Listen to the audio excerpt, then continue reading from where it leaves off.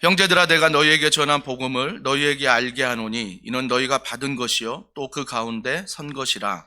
너희가 만일 내가 전한 그 말을 굳게 지키고 헛되이 믿지 아니하였으며 그로 말미암아 구원을 받으리라. 내가 받은 것을 먼저 너희에게 전하였노니 이는 성경대로 그리스도께서 우리 죄를 위하여 죽으시고 장사 지낸 바 되셨다가 성경대로 사흘 만에 다시 살아나사 게바에게 보이시고 후에 12 제자에게와 그 후에 500여 형제에게 일시에 보이셨나니 그 중에 지금까지 대다수는 살아있고 어떤 사람은 잠들었으며 그 후에 야고보에게 보이셨으며 그 후에 모든 사도에게와 맨 나중에 만삭되지 못하여 난 자 같은 내게도 보이셨느니라. 나는 사도 중에 가장 작은 자라. 나는 하나님의 교회를 박해하였으므로 사도라 칭함받기를 감당하지 못할 자니라.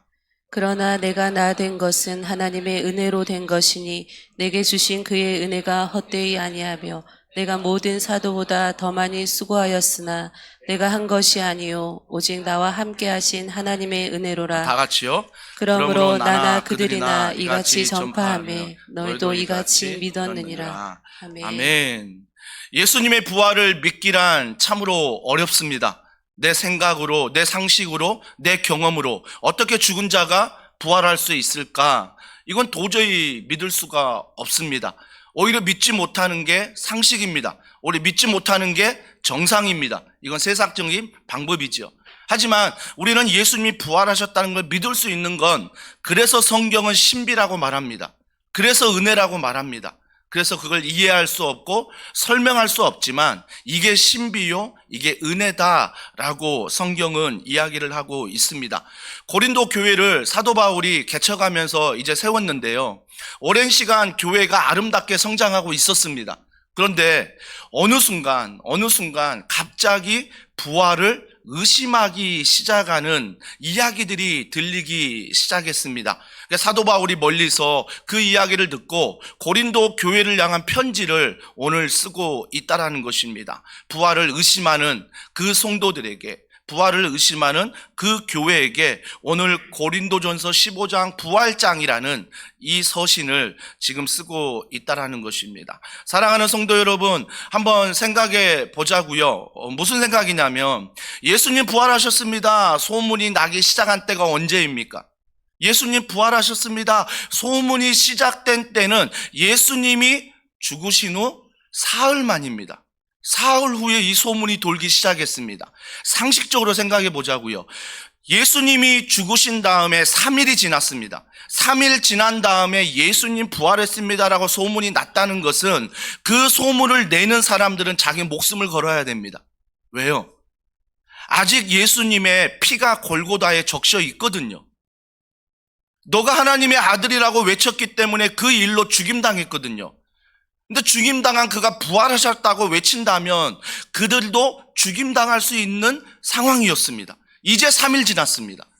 여전히 대제사장들과 종교 지도자들, 예수를 못 박았던 그들이 여전히 있습니다. 여전히 있어요. 아니, 군인들도 여전히 있습니다. 이제 3일 지났다니까요. 여전히 십자가 죽음이 아직 남아있는 그 상황에서 예수님 부활하셨습니다라고 많은 사람들이 외치고 다닌다라는 것입니다. 여러분, 상식적으로 생각해 보면 자기가 이거 외치면 당연히 죽을 거 압니다. 어려움 당할 것도 압니다. 제자들은 어떻게 했습니까? 제자들은 너무 두려워 방 안에 숨어 있었습니다. 이제 자기들도 죽을까 봐 숨어 있었다고요. 근데 이 소문이 정말 많은 사람들을 통해서 예수님 부활하셨습니다라는 소문이 돌고 있다라는 것입니다. 사랑하는 성도 여러분, 그래서 우리는요, 이 부활이 거짓이 아님을 알 수 있다라는 것입니다. 누가 거짓에 목숨을 걸겠습니까? 누가 거짓에 자신의 생애를 드리겠습니까? 물론 이단들의 잘못된 걸 통해서 자기의 목숨을 바치려는 사람도 있습니다. 하지만 뒤에 보면 너무나 많은 목격자가 있고 너무나 많은 증거가 있고 너무나 많은 증인이 있다라는 것입니다. 오히려 믿지 않는 게 더 비상식적으로 느껴진다라는 것입니다. 제가 지난 수요일 말씀 노크를 통해서 들었던 이야기는 뭐냐면 창조론과 진화론에 대해서 강의를 하고 깊은 나눔을 가졌다는 이야기를 들었습니다. 많은 분들의 고백이 뭐냐면 그동안 이 진화론이 얼마나 허구적인가, 얼마나 허점이 많은가를 몰랐다는 것입니다. 무조건 학교에서 배우니 상식적으로 창조보다는 진화가 더 상식적으로 생각을 하니 너무나 그 맹점들을 모르고 그냥 믿었다라는 거죠. 그냥 따라갔다는 거죠. 맹신처럼. 근데 직접 말씀을 통해 듣고 보니 창조론에 대해서 설득이 되고 진화론이 얼마나 맹점이 많은지를 알게 되었다라는 것입니다. 똑같습니다. 그래서 고린도 교회에 사도 바울이 다시 한번 주님의 부활을 전하고 있다라는 것입니다. 이 사도 바울의 마음을 알아야 돼요. 그 마음을 알려면 1절에 보십시오. 형제들아 너희에게 전한 복음을 너희에게 알게 하노니 이는 너희가 받은 것이요 또 그 가운데 선 것이라. 형제들아 이미 너희들이 안 것이다. 이미 내가 말씀을 전한 것이다. 이미 말씀을 들은 것이다. 근데 또 어떻게 말해요? 내가 너희에게 알게 하노니 너희 이미 받은 것인데 다시 알게 한다라는 것입니다. 사랑하는 성도 여러분, 여기서 저는 느끼는 건 뭐예요? 그래서 우리가 말씀을 들어야 되는 거예요. 그래서 우리가 말씀의 훈련을 받아야 되는 거예요. 어떤 분들은 한 번 들었다고, 한 번 훈련 받았다고, 한 번 공부했다고 내가 다 안다라고 착각합니다. 다 안다라고 착각했을 때 뭐예요? 점점 부활의 신앙을 멀어지게 하고 의심하게 된다라는 것입니다. 점점 하나님께 멀어지니까요. 나도 모르게 부활을 의심하게 되고 나도 모르게 다른 것들을 의심하게 된다라는 거죠. 복음에서 점점 더 나도 모르게 멀어진다라는 것입니다. 여러분, 멀어지는 사람이 믿음 없는 사람입니까? 멀어지는 사람이 세상 사람입니까? 아니에요. 교회에서 예수를 믿는 사람들이라는 것입니다. 교회에서 예수를 믿는 사람들, 이미 부활의 소식을 듣고 복음을 알고 믿었던 사람들이 점점 시간이 지나면서 잊어버리게 된다라는 것입니다. 이게 우리의 연약함 아닙니까?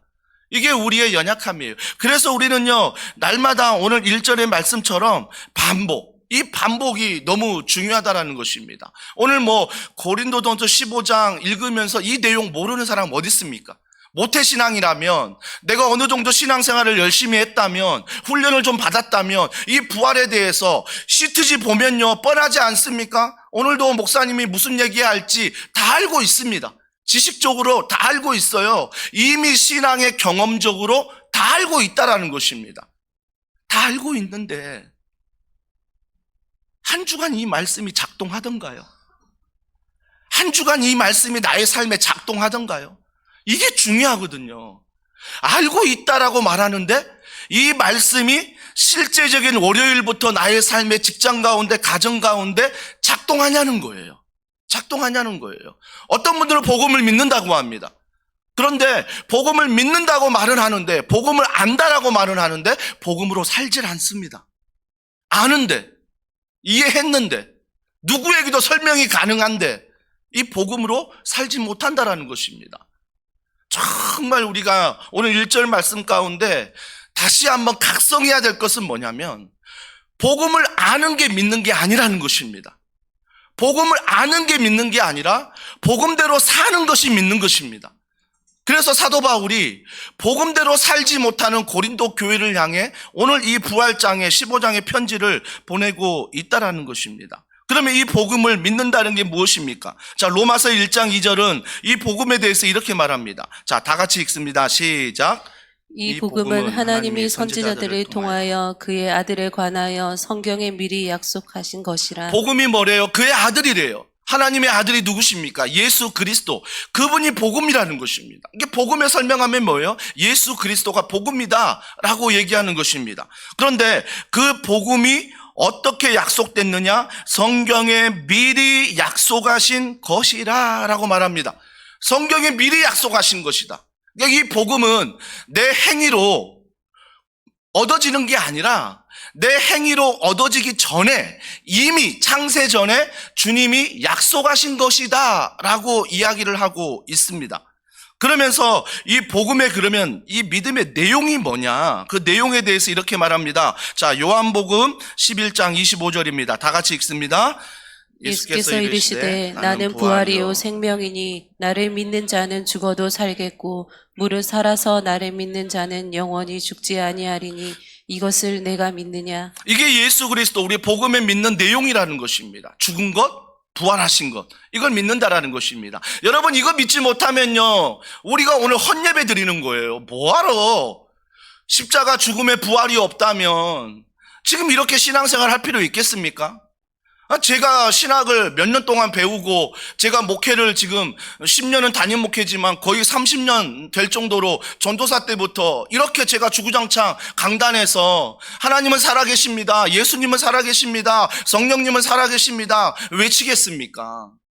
이 죽음과 부활이 사실이 아니라면, 나에게 사실이 아닌 그런 마음이 있다면 어떻게 이걸 외치겠냐고요. 헛짓 아닙니까? 헛된 거 아닙니까? 지금 이 시간 오히려 잠을 더 자지. 이 시간 오히려 1박 2일 어디 여행이라도 가지. 이게 사실이 아니라면 왜 굳이 우리가 오늘 이렇게 모여 예배를 드리고 주님의 교회를 세우려 하고 점심을 준비하고 다락방으로 모이고 헌신하고 한 주간 또 모자라 다락방 가정에서 또 다 모여요. 또 피곤해 죽겠는데 다락방에서 다 모여야 되고, 또 모이니까 이번 주 뭐 하래요? 나눔을 또 하고 또 전도도 나가래요. 이거 뭐하러 하냐고요. 이거 뭐하러 하냐고요.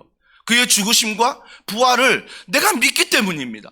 그래서 우리가 죽음으로 끝나는 게 아니라 반드시 예수님이 부활하신 첫 열매가 되시기 때문에, 나도 부활한다는 믿음이 있기 때문에 우리가 이 땅에서 예수 그리스도를 믿는 일이 영원하다는 믿음으로 하는 거 아니겠습니까? 그래서 우리는 그 믿음을 가진 자로 오늘 예배드림이 헛된 게 아니에요. 오늘 우리가 교회를 세우기 위해 헌신하는 게 헛된 게 아니라고요. 여러분이 직장과 가정에서 헌신하는 게 절대 헛된 게 아니라는 것입니다. 헛된 게 아니죠. 우리가 그 믿음 안에서 행하니까요. 그 믿음 안에서. 종교개혁자 마틴 루터는 이런 얘기했습니다. 우리는 복음, 예수님을 반복해서 들어야 된다. 반복해서 예수 그리스도에 대해서 말씀을 들어야 된다. 왜냐하면 순식간에, 이 단어가 중요해요. 순식간에 자기 중심으로 돌아가고 종교적인 행위와 공로로, 율법적인 신앙으로 내가 돌아가기 때문이다. 저는 이 종교개혁자 마틴 루터의 이야기를 묵상하면서 100% 공감합니다. 100% 공감해요. 목사임에도 불구하고 하루 종일 지난주는 고난주간 말씀 전한다고 거의 일주일 내내 말씀 붙들고 씨름했어도 불구하고 순식간에 내 욕심으로 돌아가더라고요. 순식간에 내 욕망으로 돌아가고요. 순식간에 내 자랑으로 돌아가더라고요. 맞아. 내가 순간순간 말씀을 의지하고 순간순간 말씀을 붙들고 기도하고 주님 안에 걸어가는데 이게 순식간이구나. 이게 순식간이구나. 그래서 내가 반복해서 말씀을 들어야 되고, 반복해서 기도해야 되고, 반복해서 주님 안에 붙어 있어야 되는 거구나. 붙어 있어야. 이 말에 100% 공감합니다. 100% 이해되는 거죠. 100% 이해되는 거. 그래서 11절에 뭐라고 말합니까? 형제들아, 내가 너희에게 전한 복음을 너희에게 알게 하노니 이는 너희가 받은 것이요 또 그 가운데 선 것이라 라고 말하는 거 아닙니까? 우리가 정말 받은 것, 우리가 믿고 있는 것, 이걸 어떤 사람이 7대 교리라고 말합니다. 기독교 7대 교리다. 여러분 CTG에 실어드렸습니다. 신성, 인성, 삼위일체, 동정녀 탄생, 십자가, 부활, 재림, 이걸 믿는 거예요. 이걸 믿는 거라고요. 이게 복음이라고요. 이게 예수 그리스도라고요. 이걸 믿는 거예요. 근데 그거 아세요? 7가지가 7대 교리라고 말하는데요, 부활 하나 넘어지면요 다 못 믿어요. 다 못 믿어요. 부활 하나 넘어지면요 다 못 믿어요. 제가 볼링을 좋아했는데요, 그 볼링 안에 킹핀이라고 있지 않습니까? 그 킹핀을 넘어뜨리면 어때요? 스트라이크입니다. 다 넘어져요. 킹핀 공략이 중요하다고 하잖아요. 7대 교리가 있지만 부활이 내게 있어서 믿어지지 않으면요 나머지 6개는요 믿어지지가 않는 거예요.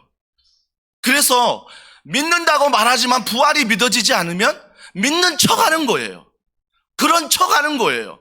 부활이 안 믿어진다면. 부활이. 사랑하는 성도 여러분, 그래서 우리는요 반드시 이 부활의 핵심 7가지를 믿기 위해서는 부활이 나에게 경험되어져야 되고 나에게 체험되어져야 된다는 것입니다. 아브라함 카이퍼라는 네덜란드 신학자가 있습니다.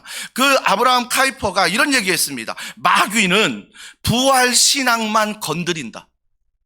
마귀는 다른 걸 안 건드려도 우리에게 부활신앙만 건드리면 온전히 세상이 전부인 줄 알고 살거든요. 죽음 이후의 끝이라고 생각하거든요. 그러니까 세상이 뭐예요? 내 욕심이죠. 내 욕망이죠. 내가 행복해야 되는 거죠. 나의 의가 이루어져야 되는 거죠. 철저히 나의 행위죠. 철저히. 그러니까 아브라함 카이퍼의 말이 일리가 있는 거예요. 부활만 건드리면 이 땅이 전부거든요. 이 땅이 전부가 돼버리는 거죠. 사랑하는 성도 여러분, 그래서 아브라함 카이퍼는 뒤에 또 이런 얘기합니다. 왜냐하면 부활에 대한 의심이 시작되면 나머지는 자연스럽게 믿지 못하기 때문이다. 나머지는 자연스럽게 믿지 못하기 때문. 여러분, 그게 맞지 않습니까? 내게 조금 고난 오면, 뭐 조금이 아니죠. 엄청난 고난이 오면 그 고난 앞에 부활이 없다면 그 고난만 묵상하고 살아갈 텐데, 그 고난이 있는데 부활하신 예수님 계시록까지 말씀을 다 읽어보니까 내가 지금 이런 연약함, 이런 고통을 그대로 가지고 부활하는 게 아니라 전혀 새 사람으로 부활한다는 그 말씀이 내게 있다면 그 고난의 해석은 달라질 수 있다라는 것입니다. 그 고통의 해석은 달라질 수 있다라는 것입니다. 어떻게 달라집니까? 고난, 힘들고 어렵다, 야 즐겁다, 이게 아니에요. 여전히 고난은 힘듭니다. 여전히 고통은 어렵습니다. 하지만 어렵지만 힘들지만 하루하루 힘을 다해 나는 부활한다. 나는 반드시 이 땅에서의 끝이 아니다. 주님이 부활하셨기에 나도 부활한다. 이 믿음을 가지고 우리가 걸어가는 거 아니겠습니까?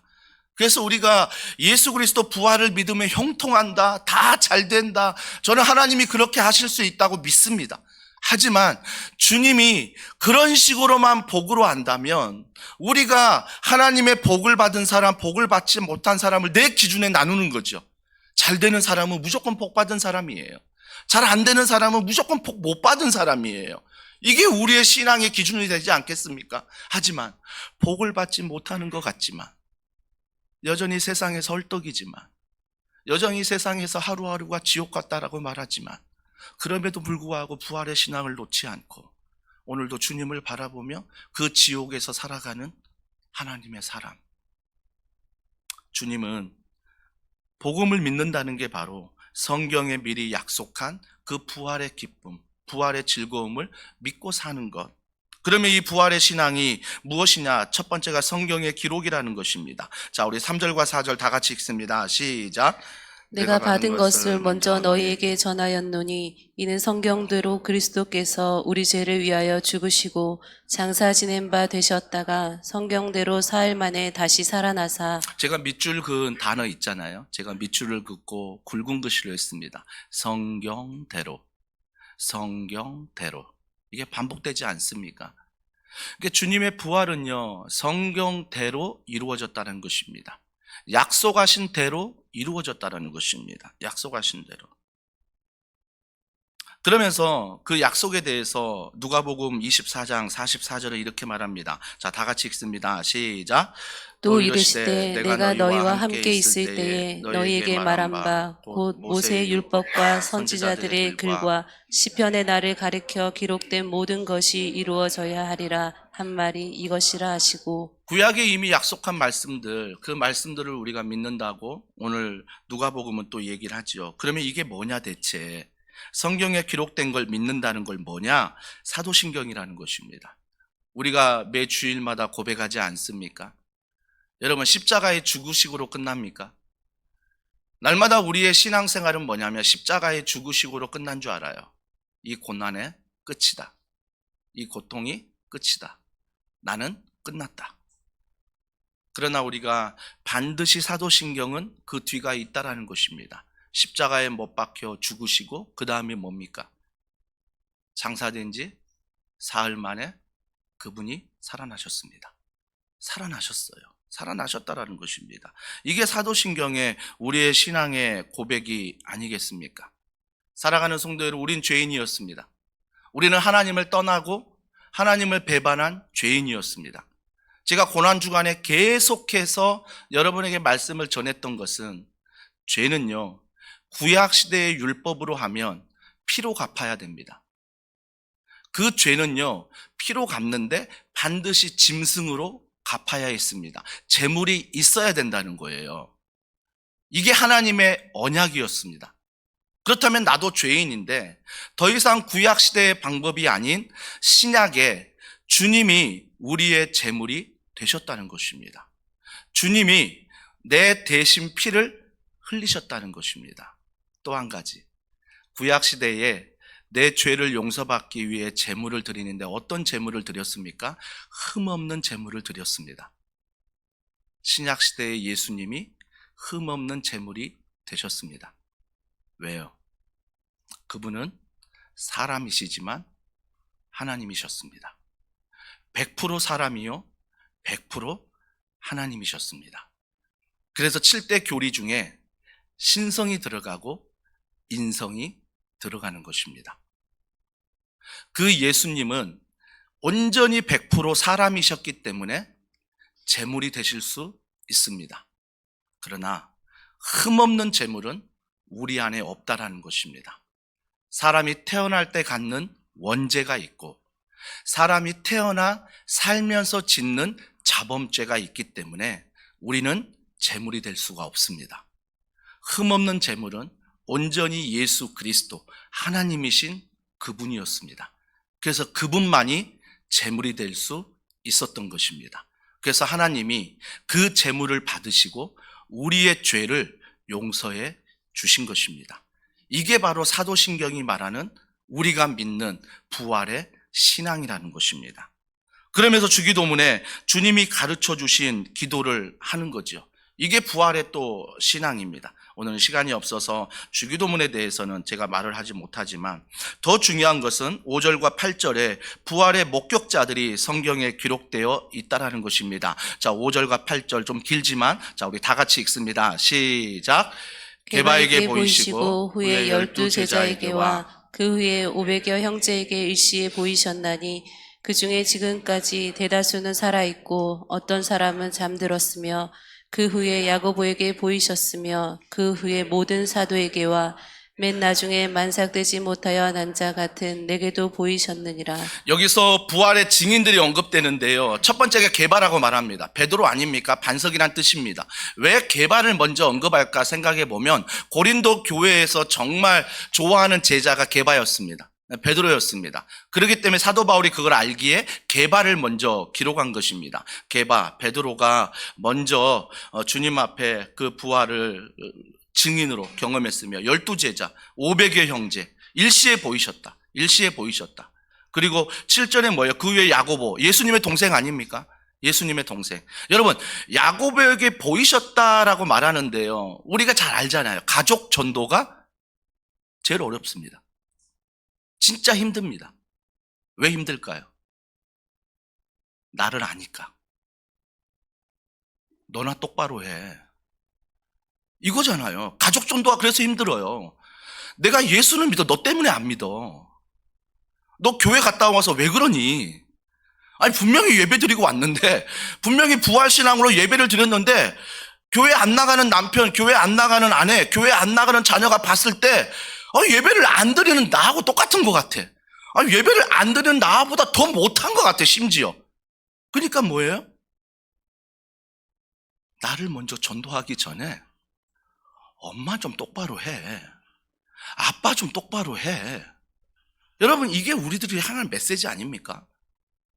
그러니까 예수님의 동생 야고보가 정말 예수를 믿기는 뭐예요? 진짜 힘든 거예요. 진짜 힘든 거예요. 예수님도요, 고향에서 뭐예요? 환영받지 못했어요. 아니, 너 어렸을 때부터 내가 어떻게 너 활동하는 거 다 아는데, 너 다 아는데 네가 메시아라고? 네가 하나님이라고? 환영받지 못했습니다.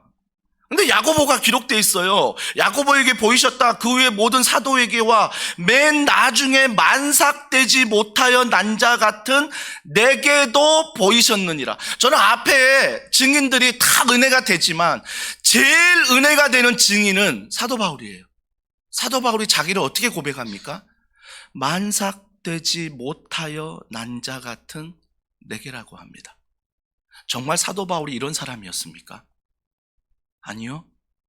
사도 바울은 우리와 출신이 달라요. 사도 바울은 이방인이 아니었어요.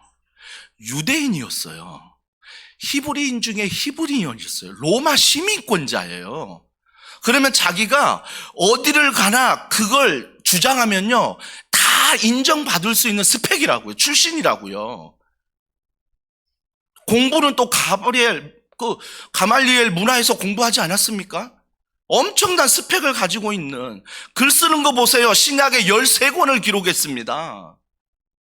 아니, 한 권 기록하기도 저는 한 주 한 주 설교 준비하는 것도 너무나 힘들어 죽겠는데 하나님의 말씀 13권을 성령 안에서 기록했다고요. 탁월한 지식가 아닙니까? 탁월한 논리가입니다. 탁월한 행정가예요. 근데 그가 자기를 두고 뭐라고 말해요? 만삭되지 못한 자라고 말합니다. 어떻게 가능해요? 이게 어떻게 가능하냐고요. 순간순간 스펙을 자랑하고 싶고, 순간순간 내 자랑하고 싶고, 순간순간 내가 했던 것들을 드러내고 싶은 마음이 있는데, 사도 바울은 예수를 만난 다음에 그 모든 것들을 배설물처럼 여겨버린대요. 그리고 나서 뭐라고요? 만삭되지 못한 자, 연약한 자, 부족한 자, 실수하는 자, 넘어지는 자, 그게 바로 나다라고 사도 바울은 말하고 있어요. 누구를 만났기 때문이에요? 유대인을 만나서 이런 고백하는 거 아니에요. 히브리인들을 만나서 이런 고백한 거 아니에요. 그가 예수를 만난 다음에 그가 주님 앞에 서고 그 다음에 평생을 살아가는데 그가 자신에 대해서 뭐라고 말해요? 나는 만삭되지 못한 자다. 나는 주님 앞에 연약한 자다. 나는 주님 앞에 부족한 자다. 이게 사도 바울의 고백이에요. 사도 바울의 고백. 왜요? 8절에 다시 보세요. 내게도 보이셨느니라. 내게도 보이셨느니라. 사랑하는 성도 여러분, 어떤 분들은요, 사도 바울처럼 예수님을 직접 빛으로 보고 음성으로 듣지 못했을 거예요. 그런데요, 부활절 계란 나눔을 통해서요, 여러분이 정말 기도하고요, 부활이 믿어지고 부활의 기쁨이 내 안에 넘치면요, 많은 사람들이 그냥 받는 것 같지만, 내 소리를 그냥 듣는 것 같지만, 하나님이 그 자리에 함께 하신다면 나를 통해 부활의 하나님을 그가 볼 수 있다는 것입니다. 그래서 많은 사람들은 이렇게 고백할 것입니다. 당신이 전한 그 부활의 기쁨, 당신이 전한 예수님, 내가 보았습니다. 당신을 통해 내가 보았습니다. 지난 10년 저는 사진전을 기대합니다. 교회 안에서 갖고 있는 사진만 제가 보고 은혜 받는 게 아니라 숨겨져 있는 많은 사진들이 있을 것입니다. 저는 그 사진들이 전시될 때 그 10년이 하나님이 많은 성도들을 통해서 은혜로 세우셨다는 것을 보게 하실 걸 기대하는 거예요. 그래서 여러분이 정말 내가 볼 때는 부족한 사진이요, 10년 전이기 때문에 얼마나 지금과 비교되겠습니까? 저도 내기 쉽지 않습니다. 내면 늘 그런 얘기 듣습니다. 그때는 목사님 핸섬하셨습니다. 그때는 날씬하셨습니다. 지금은 피하십니다. 그때는 돌아가시더라고요. 내기 쉽지 않아요. 하지만 우리가 그 시절의 사진을 내는 것은 그 시절을 보면서 10년 지난 나에게 하나님이 부활로 함께 하심을, 언제나 나와 함께 하심을 보이시는 거예요. 그 사진을 통해 보는 거죠. 맞아, 10년 전에도 나는 부활의 기쁨이 있었지. 그래서 10년 동안 정말 만삭되지 못한 나에게도 하나님이 여전히 부활의 기쁨으로 함께 하시는 거구나. 이 은혜가 있는 거죠. 은혜가 있는 거죠. 어느 한 청년이 대장암 말기였습니다. 20대였습니다. 너무 젊은 나이였습니다. 세상이 다 끝난 것 같고 내 인생이 다 끝난 것 같고 하루하루가 지옥이고 하루하루가 고통이었습니다. 누군가가 위로하지만 그 위로는 하나도 위로로 들리지 않았습니다. 늘 원망이었습니다.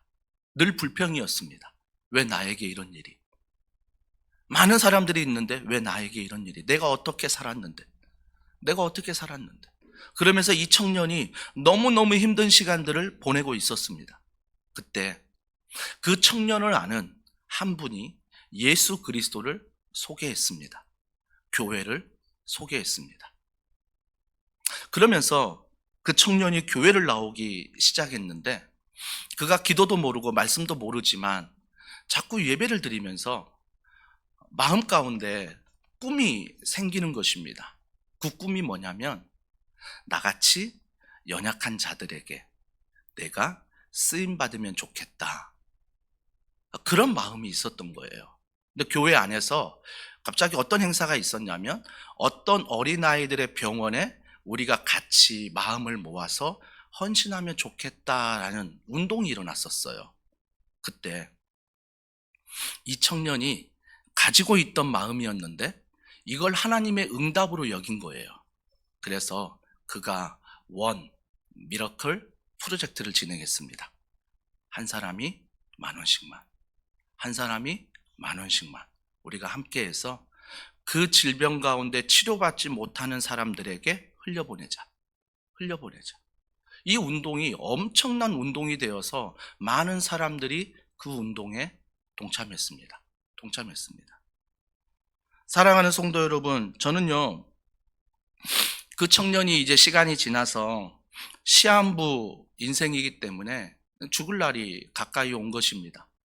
그때 교구 목사님을 찾아갔습니다. 교구 목사님을 찾아가서 이런 부탁을 했습니다. 세례를 받을 수 없겠냐? 내가 죽기 전에 세례를 받고 싶다라는 것입니다. 광고에 보니까 가을에 세례가 있던데 제가 가을까지는 살지 못하기 때문에 시한부 인생이기 때문에 세례를 받으면 좋겠다라고 부탁을 했습니다. 그때 교회가 결정을 해서 그 청년을 두고 세례를 베풀었습니다. 근데 그 청년이 또 하나의 말을 했습니다. 이 세례식을 통해서 예수님을 부모가 알면 좋겠다. 부모에게 내 세례식에 참석했을 때 꼭 복음을 들려달라라는 부탁을 했다라는 것입니다. 사랑하는 성도 여러분, 저는요, 그 청년이 정말 이렇게 고백하면서 그가 특송을 했어요. 그가 세례 받으면서 특송을 했는데 그 특송이 바로 born again입니다. 가사는 이렇습니다. 주 안에서 내 영혼 다시 태어나 이전 것은 지나고 새롭게 됐네. 죄로 물든 내 모습 예수와 함께 죽고 부활 생명 내 안에 새로운 삶이 열렸네. 너희가 나를 택한 것이 아니요 내가 너희를 택하여 세웠나니 오직 내 안에 오직 내 속에 그리스도가 사네. 오직 내 안에 오직 내 속에 그리스도가 사네. 그의 생명 내 안에 나의 삶이 이전과 같을 수 없네. 사랑하는 성도 여러분, 사도 바울이 고백했던 8절의 말씀, 내게 보이셨느니라. 우리가 부활을 믿는다면 정말 그 부활은 죽어서 천국 가는 것으로 끝나는 거 아닙니다. 죽어서 천국 가는 게 아니라, 물론 그것도 축복이지만 오늘 내 삶의 변화가 일어난다는 것입니다. 부활을 믿는다면 오늘 내 생각이 변화되고 내 행동이 변화되고 내 직장에서 가정에서 교회 안에서의 모든 삶이 변화된다는 것입니다. 그래서 많은 사람들이 나를 통해 예수님이 부활하심을 사실로 볼 수가 있다는 것입니다. 정말 주님이 원하는 목격자는 누굽니까?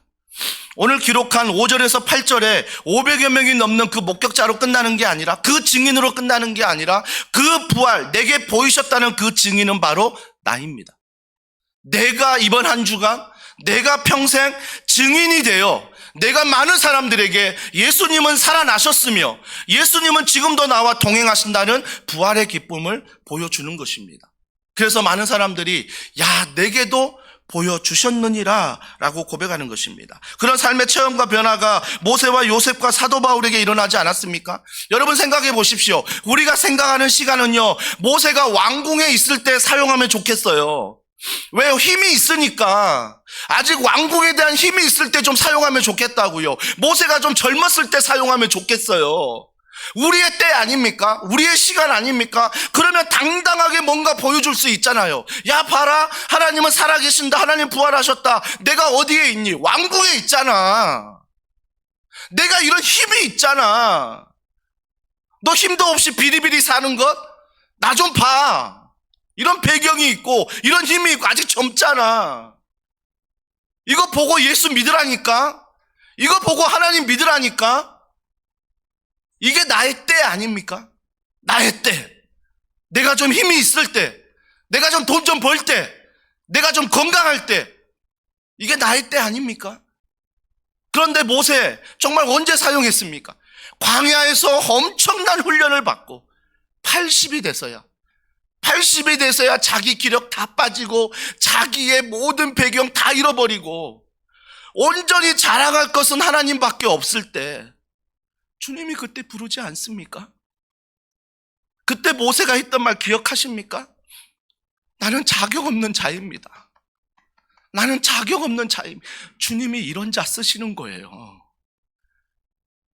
사도 바울이 계속 유대인이다, 히브리인이다, 나스펙이 가말리엘 문화다 이것만 자랑하고 평생 자기 자신감을 가지고 살았다면요, 하나님을 내게 보이실 수 없었을 거예요. 믿었겠지요. 감사했겠지요. 근데 많은 사람들이 그를 보면서 하나님의 부활, 예수님의 부활을 믿지 못했을 거예요. 그런데 만삭되지 못한 자 나에게 모세가 정말 나이 들어 힘이 빠지고 뭔가 할 수 없다라고 세상은 생각할 때 하나님은 일하시기 시작한다라는 것입니다. 요셉을 보십시오. 요셉 노예로 안 팔리고 감옥에 안 갇히고 그냥 좀 젊었을 때 국무총리 세우면 되지. 주님이 형들에게 배신당하게 하고 오해받아 감옥에 갇히게 하고, 왜 이런 과정을 통해서 하나님이 하나님의 때에 세우시냐고요. 요셉이 나중에 뭐라고 고백합니까? 아마 기록되진 않았지만 그가 17살 꿈을 봤을 때 하나님이 너 국무총리 딱 시켜주면요, 제 인간적인 생각에는요, 그가 뭐라고 고백했을까요? 형들아 봐, 내가 꿈 꿨다니까. 이 꿈 나만 꿨잖아. 니네들 똑바로 해라. 나이로 형 되는 거 아니야. 하나님의 꿈 나에게만 이거 자랑하지 않을까요? 근데 주님이 꿈을 보게 하시고 연단받고 훈련받게 하셔서 그가 국무총리가 되어 정말 힘을 행사할 수 있을 때 뭐라고 말합니까? 형들 앞에서. 그 형들이 나를 팔았는데, 그 형들이 나를 죽이려고 했는데, 지금은 내가 형들을 죽일 수 있는 힘을 가지고 있는데 형들에게 뭐라고 말해요? 내가 뭔데? 내가 무엇이 간데 형들을 재판하겠습니까? 하나님이 살아계셔서 지금까지 인도하셨습니다. 하나님을 자랑하는 거예요. 하나님을 자랑하는 거. 사도 바울, 제가 얘기했으니까 두말할 필요 없지 않습니까? 사랑하는 성도 여러분, 부활의 신앙이 성경에 기록한 대로 우리가 믿고 살아간다면 그 부활의 신앙 안에서 우리는 많은 것들이 변화될 것입니다. 나의 말이 변화되고 나의 행동이 변화되고 내 삶이 변화될 것입니다. 그래서 오늘 10절, 11절로 연결이 되는 거죠. 자, 10절, 11절. 자, 마지막으로 다 같이 읽습니다. 시작. 그러나 내가 나 된 것은 하나님의 은혜로 된 것이니 내게 주신 그의 은혜가 헛되지 아니하여 내가 모든 사도보다 더 많이 수고하였으나 내가 한 것이 아니요 오직 나와 함께 하신 하나님의 은혜로라. 그러므로 나나 그들이나 이같이 전파하매 너희도 이같이 믿었느니라. 아멘. 저는 이게 너무 감사해요. 이런 부활의 많은 고백을, 삶의 체험을, 삶의 변화를 고백한 다음에 그가 마지막으로 했던 건 뭐예요? 이건 은혜다. 은혜다. 정말 제가 어렸을 때 가정에서 어머님과 아버님 돌아가시고 많이 불렀던 찬양이 지금까지 지내온 것 주의 크신 은혜라. 아니 이 찬양은요, 매일 부르는 거예요. 왜 이거 매번 이 찬양만 부르나, 이 찬양만 부르나 막 힘들었거든요. 그런데요, 그때는 몰랐는데요, 지금도 젊지만 나이가 좀 들어서 이 찬양을 부를 때 그때 어머님이 어떤 마음으로 부르시는 게 이해가 되는 거예요. 어머님이 이런 마음으로 이 찬양을 부르셨구나. 계속 반복해서.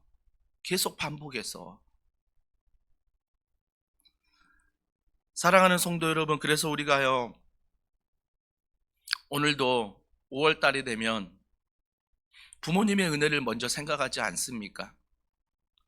5월달이 되면 부모님께 감사하지 않습니까? 우리가 부모님께 감사한 이유는 무엇입니까? 물론 요즘에 뉴스에 보면 좀 마음 아픈 부모님도 많이 계시더라고요. 그런데 저는 그게 일부라고 믿습니다. 많은 부모님들은요, 정말 은혜란 게 뭔지 알고 자식에게 거저주는 거죠. 자식에게 흘려보내는 거죠. 자식이 뭔가 나에게 해준 게 없어도 늘 자식 때문에 노심초사하고, 늘 자식 때문에 기도하고, 늘 자식 때문에 헌신하는 자녀로서 뭘 하는 거예요? 은혜를 하는 거예요. 이게 은혜구나. 나에게 대가를 바라고 해주는 게 아니라 무조건적인 사랑. 이게 바로 하나님의 사랑이구나. 그래서 오늘 고린도전서 15장을 마치면서 많은 이야기를 하면서 마지막은 하나님의 은혜라는 것입니다. 은혜라는 거예요.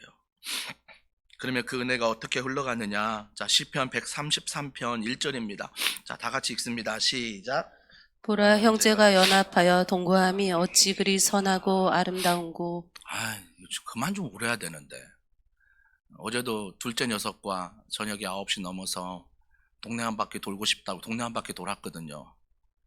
그러면서 막 걔가 또 우는 거예요, 막. 그래서 제가 이제, 아빠도 눈물이 많아. 이제 나이가 많아서 너가 울면 나도 눈물이 나.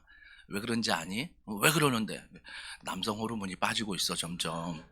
그래서 어떤 분들은 남성 호르몬 주사까지 맞는다더라. 아빠도 맞아야 되지 않을까 생각을 해본다. 왜 눈물이 나고 왜 은혜가 되냐면 시편 133편 1절의 말씀이 은혜 가운데 이루어지는 거예요. 보라, 형제가 연합하여 동거함이 어찌 그리 선하고 아름다운 거. 그래서 저는 제목을요, 부활은 아름다움의 회복이다라고 말합니다. 정말 우리가 부활신앙을 성경에 기록한 대로 우리가 변화받아 믿는다면 시편 133편 1절의 열매가 나타나는 거예요. 형제가 동거함이 어찌 그리 아름다운 거. 왜요? 관계를 맺는 게 십자가거든요. 내가 그 사람을 이해한다는 게 십자가예요. 내가 그 사람을 소통하고 인정하는 게 십자가예요. 진짜 어렵거든요. 나와 다르거든요. 나와 틀리거든요. 근데 주님이 그걸 했을 때 형제가 동거함이 아름답다. 저는 결론을, 이게 바로 부활을 경험하는, 부활을 체험한 우리들의 열매라는 것입니다. 저는 이 열매가 앞으로의 10년에도 더원 사랑의 교회 형제가 연합하여 아름다움의 부활의 열매가 맺어가는 귀한 교회가 되길 주님의 이름으로 축복합니다. 오늘 이 말씀 기억하면서 우리 이 찬양 함께 하길 원하는데, 우리 자리에 다 같이 일어나서 찬양할게요. 우리 자리에 다 같이 일어나서 우리 박수 치면서 즐겁도다 이날 함께 찬양하겠습니다.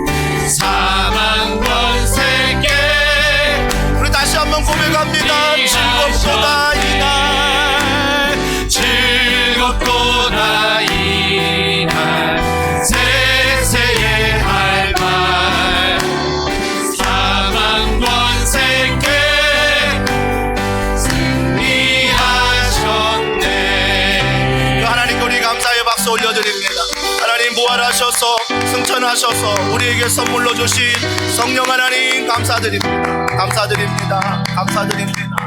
기뻐합니다. 우리 이 시간 기도할 때 때로는 눈물이 나지만 기뻐할 수 있는 이유는 바로 부활이 내게 사실이요 내게 믿음이기 때문입니다. 하나님 아버지, 성경대로 이번 한 주간 믿게 하여 주시옵소서. 그 믿음 안에서 걸어갈 때 이 부활의 기쁨이 나를 통해 오늘 사도 바울이 고백했던 것처럼 많은 사람들이 보게 하여 주시옵소서. 그래서 형제가 연합하게 하시고 교회 성도들이 연합하게 하시고 세상과 연합하여 직장과 연합하여 십자가 부활의 복음을 증거하는 이번 한 주간 되게 해달라고. 혹시 누군가 떠올리지 않습니까? 예수님을 모르는 사람, 예수님을 꼭 전해야 될 분이 떠오른다면 그분의 이름을 불러가면서 주여 구원받게 하여 주시옵소서, 주여 예수 믿게 하여 주시옵소서. 우리 이 시간 간절한 마음으로 기도하겠습니다. 하나님, 하나님의 은혜와